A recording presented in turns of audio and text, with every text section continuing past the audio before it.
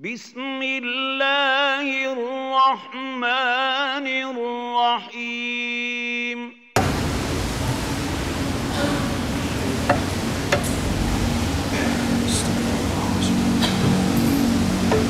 Assalamualaikum warahmatullahi wabarakatuh.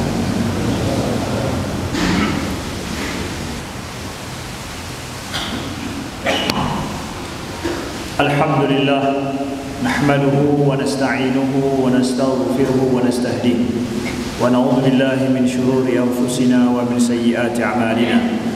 May yahdihillahu fala mudilla lahu wa may yudlil fala hadiya lahu. Asyhadu an la ilaha illallah wahdahu la syarika lah wa asyhadu anna Muhammadan 'abduhu wa rasuluhu safiyyuhu min khalqihi wa habibuhu. Allahumma salli ala Muhammad wa ala ali Muhammad kama sallaita ala Ibrahim wa ala ali Ibrahim wa barik ala Muhammad wa ala ali Muhammad kama barakta ala Ibrahim wa ala ali Ibrahim fil alamin innaka Hamidum Majid. Ibadallah, ittaqullaha haqqa tuqatih wa la tamutunna illa wa antum muslimun. Ya'lamu anna al-birra la yabla wa dhanbu la yunsa wa ad-dayyanu la yamut i'mal masyita kama tadinu tudan. A'udzu billahi minasy syaithanir rajim. Bismillahirrahmanirrahim. Al-hajju asyhurun ma'lumat. Faman farada fihinna al-hajja fala rafatha wa la fusuqa wa la jidala fil hajj. وَمَا تَفْعَلُوا مِنْ خَيْرٍ يَعْلَمُهُ اللَّهُ وَتَزَوَّدُوا فَإِنَّ خَيْرَ الزَّادِ التَّقْوَى وَاتَّقُونِ يَا أُولِي الْأَلْبَابِ. Hadirin sidang jamaah salat Jumat yang dimuliakan Allah, saudara-saudaraku yang dirindukan oleh Rasulullah sallallahu alaihi wasallam.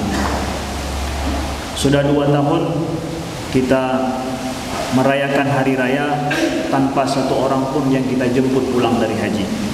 Dulu kita melaksanakan hari raya, harap-harap hati setelah itu merindukan saudara yang pulang dari tanah suci.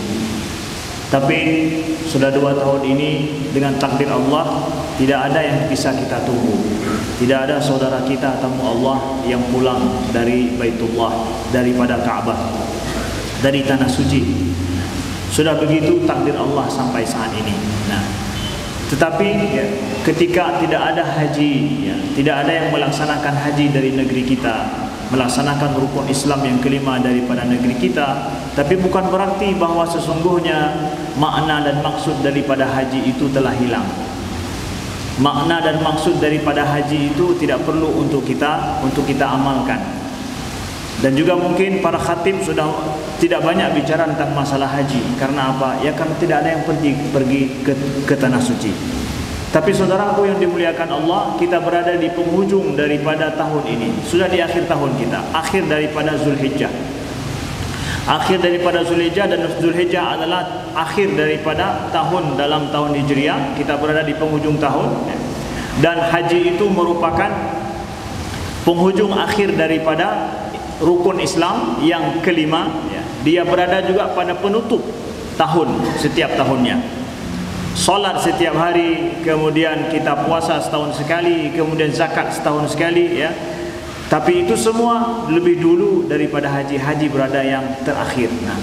Di sini ingin kami sampaikan sedikit sebentar saja tentang masalah makna haji yang jangan terlupakan daripada kita walau tak ada yang pergi ke tanah suci. Saudaraku yang dimuliakan Allah, ada ibadah di dalam Islam ini yang ibadah itu mengandalkan harta, itulah zakat.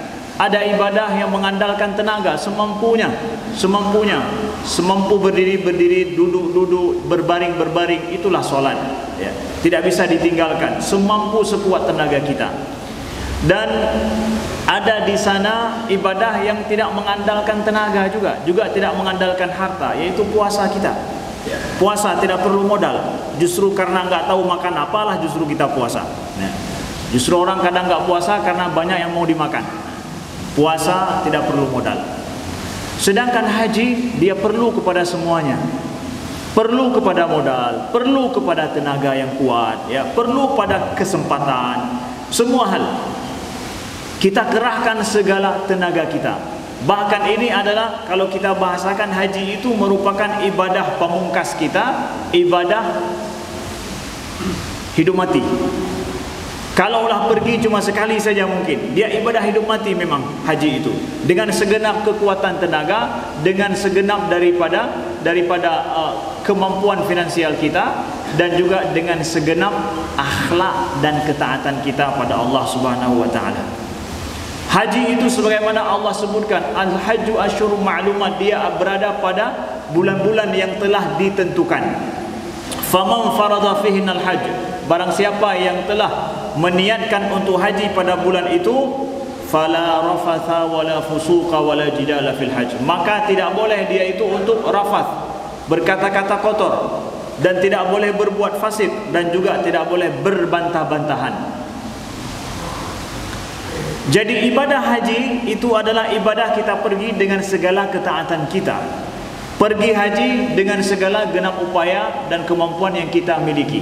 Ada orang yang mengatakan begini, yaitu pada saat sebelum pandemi, bahwa kalau bisa haji itu kita buat setiap tahun supaya tidak terjadi banyak korban. Jadi setiap bulan itu memang ada hajinya. Ya, ada orang Indonesia pergi bulan Muharram, kemudian orang dari Australia, kemudian bulan yang selanjutnya, sampai pokoknya 12 bulan ada haji. Apa salahnya? Itu pemikiran orang-orang sekuler. Kenapa? Karena supaya tidak sampai terjadi crowded, tidak banyak terjadi kumpul orang, sehingga dengan demikian, apalagi pandemi saat ini, ya. Kalau seandainya dibuat haji setiap bulan, maka kita bisa saja pergi. Tidak bisa. Kenapa? Pergi ke tanah suci itu asyhurun ma'lumat, pada hari yang telah waktu ditentukan. Kemudian juga pergi ke haji itu adalah ujian bagi ketaatan kita dan akhlak kita. Justru kumpulkan orang sebanyak-banyaknya di tempat yang kecil, ya. Kemudian lihat bagaimana akhlak manusia pada saat itu. Lihat bagaimana akhlak kita pada saat itu. Haji itu memang mengandalkan segala akhlak kita. Kita diinjak kaki kita, kemudian orang memaki kita, kita tidak boleh balas memaki, ya. Fala rafatha, jangan berkata-kata kotor, kata Allah. Wala fusuqa, jangan berbuat jahat. Wala jidal, dan jangan berbantah-bantahan. Enggak pakai bantah-bantahan di haji, enggak pakai adu mulut di haji. Akhlak kita. Justru itu adalah orang di haji itu kita jumpa orang-orang yang hanya sekali seumur hidup kita jumpa. Kalau kita pergi ke suatu tempat di mana tempat itu banyak sekali orang dalam satu waktu, tempatnya sempit, orangnya banyak, maka bayangkan saudaraku yang dimuliakan Allah, kita jumpa orang juga sekali seumur hidup kita. Kita nggak boleh menyakiti hati mereka sedikit pun. Maka bayangkan kalau seandainya kita berada di tempat yang luas, tidak sempit, orang tidak banyak, kemudian kita jumpa orang itu setiap hari, bahkan seumur hidup kita jumpa orang itu, akankah kita menyakiti hatinya? Pergi haji saja, sekali kita jumpa orang itu, setelah itu nggak kita jumpai dalam hidup kita mungkin. Nggak boleh menyakiti hatinya. Apalagi dengan orang yang tiurah-ngaurahnya menumpuk. Akankah kita sakiti hatinya? Akankah kita bertekak mulut dengannya? Akankah akhlak buruk kita muncul di depannya? Tidak mungkin. Haji, saudaraku yang dimuliakan Allah, orang pergi haji, ibadah haji itu mengandalkan segala ketaatan dan akhlak kita. Sehingga ada seorang pemikir Jerman Muslim yang baru masuk Islam, ketika dia pergi haji, bernama Murad Hoffman. Dia pergi haji, dia bilang, dia tulis dalam bukunya bahwa ajaib saya pergi ke tanah suci, ke haji itu. Saya naik mobil mewah, kemudian mobil mewah saya itu langsung masuk ke kerumunan orang, hampir ada orang yang ditabrak. Tetapi tidak satu orang pun merasa marah terhadap itu. Dan tidak satu orang pun yang memaki, tidak satu orang pun yang menoleh karena tidak suka. Tapi semuanya nampak begitu tasamuh sekali, begitu lega, tidak ada masalah apa-apa. Dan itu tidak akan kita jumpai. Sehingga dia mengatakan bahwa di tanah suci saya mendapatkan bahwa hukum sosial itu berhenti, tidak dipakai hukum sosial di seluruh dunia yang lain. Betul-betul hukum sosial Islam, betul-betul hukum umat Islam, hukum Allah yang terjadi di situ, di mana semua orang menampakkan akhlak yang baik. Saudaraku yang dimuliakan Allah, kalau itu diinginkan di tanah suci, akankah kita menjadi baik pada saat taja'ut tanah suci? Akankah kita akan mau seperti itu? Saya akan jadi seperti itu, mengandalkan akhlak baik saya ketika tanah suci itu. Watai kala preh heton 5 tahun ke baru saya akan berbuat baik seperti itu. Tidak, saudaraku yang dimuliakan Allah. Tanah suci dan juga kita pergi haji itu prototipe daripada sosok seorang muslim yang diinginkan oleh Allah Subhanahu wa taala pada saat dia telah dianggap sempurna Islamnya. Maka sempurnakanlah Islam kita di sini walaupun belum sampai ke tanah suci. Satu. Yang kedua, saudaraku yang dimuliakan Allah, diinginkan ketika kita pergi haji itu al-hajju Arafah, kata Nabi sallallahu alaihi wasallam. Al-hajju Arafah. Haji itu ada Arafah. Puncak daripada ibadah haji adalah Arafah. Nah, ketika terjadi Arafah, itu adalah puncak ibadah haji yang enggak ada pergi ke padang Arafah wukuf tidak dianggap hajinya. Tapi pada saat dia telah wukuf, itu adalah puncak daripada haji. Apa yang terjadi di padang Arafah, dan ini yang diinginkan supaya semua orang pulang dari haji itu mengamalkan itu. Apa itu? Pergi ke tanah suci di padang Arafah. Pada saat itu kita memakai semua baju yang sama, manusia pakai baju yang sama. Kemudian setelah itu menghadap ke arah kiblat yang sama, dalam satu tempat yang sempit sekali dan sangat banyak orang berkerumun pada saat itu. Tapi tidak satu orang pun yang mereka menyakiti hati saudaranya. Tidak ada satu orang pun yang mencabut bulunya sendiri, apalagi bulu saudaranya. Tidak boleh mencabut bulu. Jangankan bulu orang lain, bulu sendiri, menyakiti diri sendiri juga tidak boleh. Ya. Kemudian tidak boleh mematahkan ranting satu pun, tidak boleh. Tidak boleh kita membunuh satu binatang pun, tidak boleh. Sehingga kata Nabi sallallahu alaihi wasallam, wala yuqta'u syaukahu wala yunaffaru saidahu. Tidak boleh mematahkan duri. Hai duro padang Arafah, tidak boleh dipatahkan. Duri tidak boleh dipatahkan. Kemudian juga, dan tidak boleh yunaffaru saidahu, kita membentak ataupun mengejar said. Said itu adalah binatang buruan. Nabi ada binatang berkeliaran, tidak boleh kita hentakkan atau kita kejutkan dia, tidak boleh.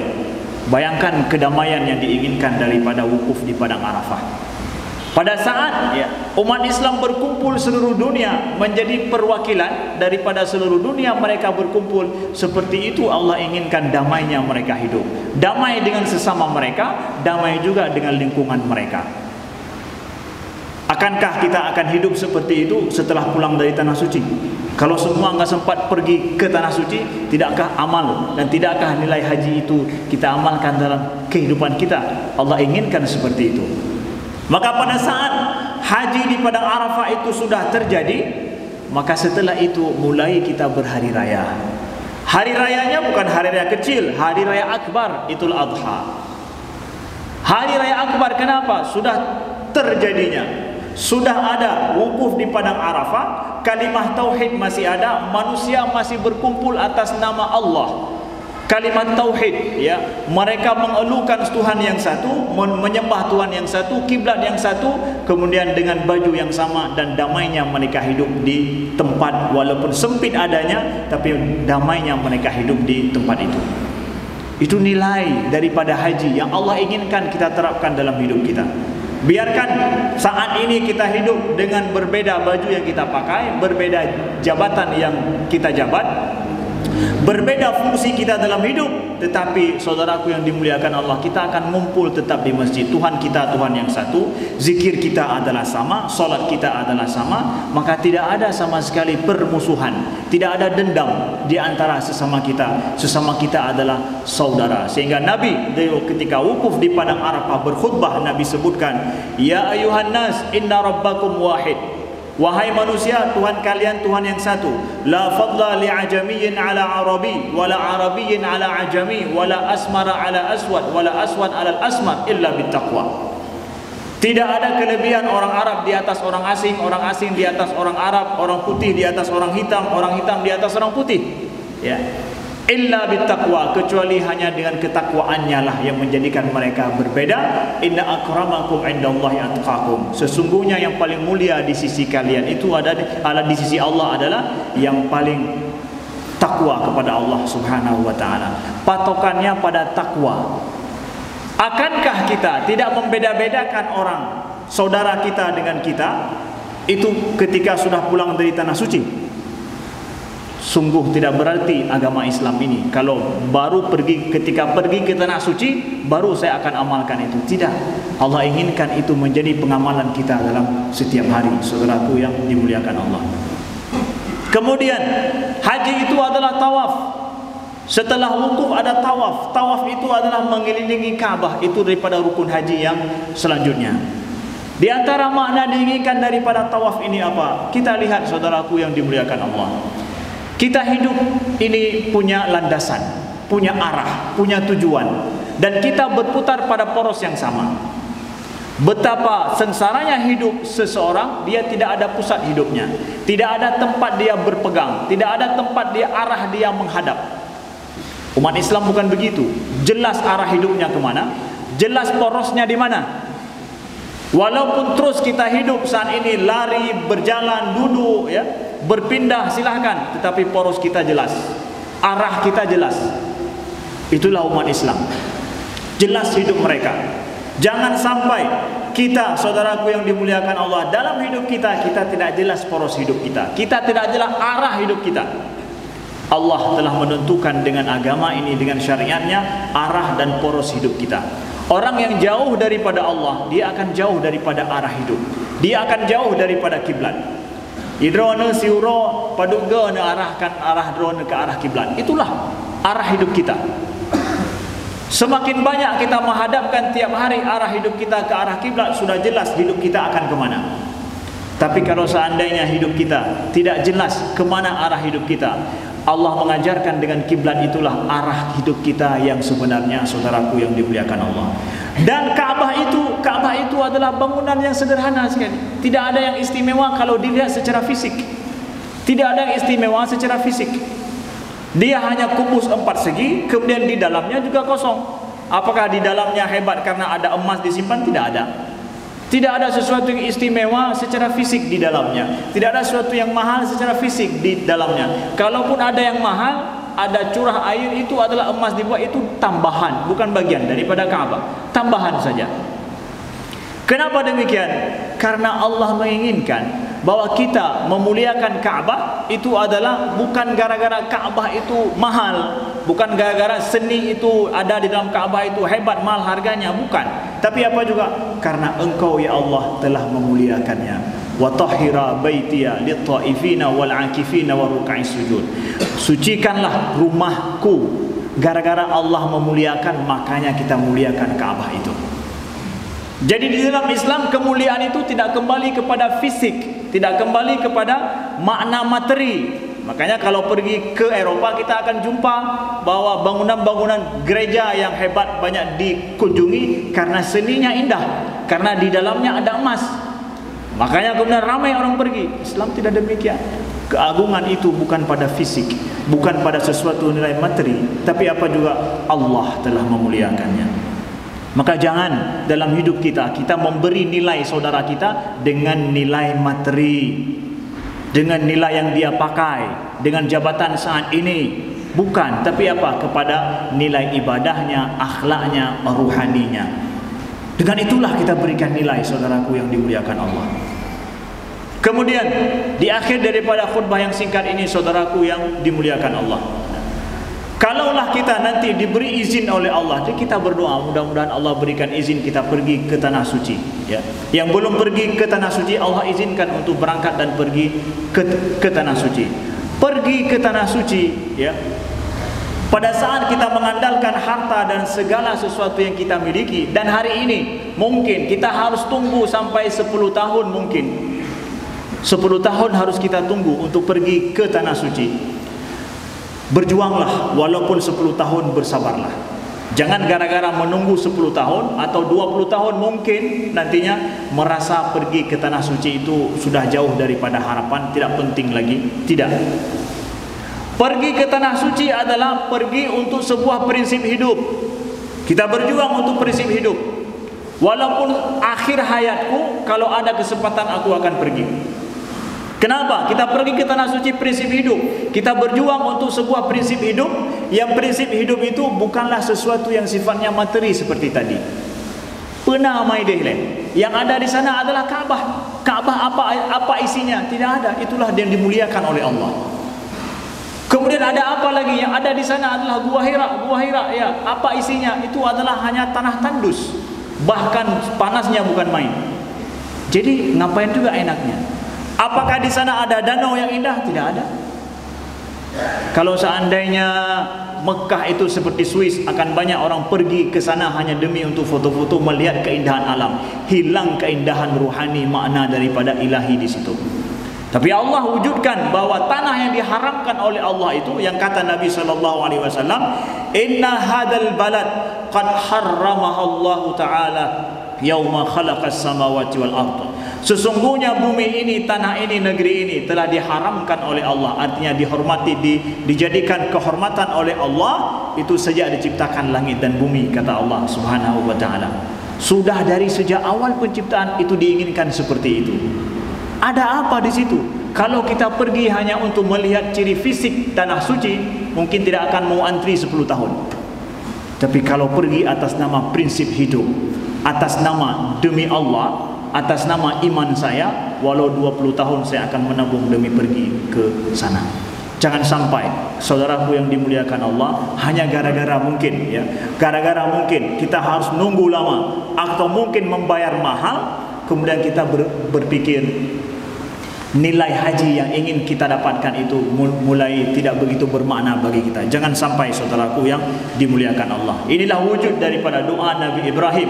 Rabbana inni askantu min dhurriyyati biwadin ghairi dhi zar'in 'inda baitikal muharram. Rabbana liyuqimus shalah faj'al af'idatan minan nasi tahwi ilaihim. Ya Allah, aku askantu min dhurriyyati, aku tinggalkan keluargaku biwadin ghairi dhi zar'in, di sebuah lembah yang tandus, tidak ada pohon. Rabbana liyuqimus shalah, yaitu di samping rumahmu. Liyuqimus shalah, demi apa? Demi mereka menegakkan salat, mendirikan salat. Faj'al af'idatan minan nas tahwi ilaihim, maka ya Allah, jadikanlah manusia, pikiran manusia, hati manusia condong kepadanya, merasa rindu ke sana.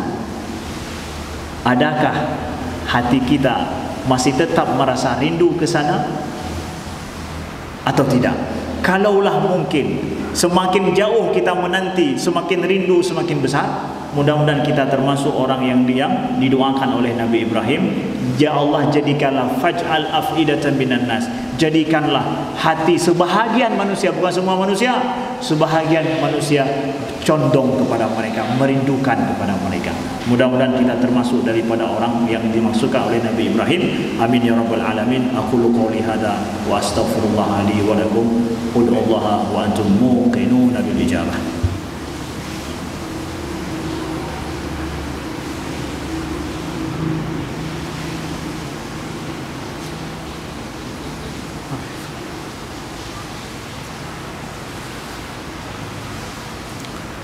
Alhamdulillah, nahmaduhu wa nasta'inuhu wa nastaghfiruhu wa nastahdiih wa na'udzu billahi min shururi anfusina wa min sayyiati a'malina.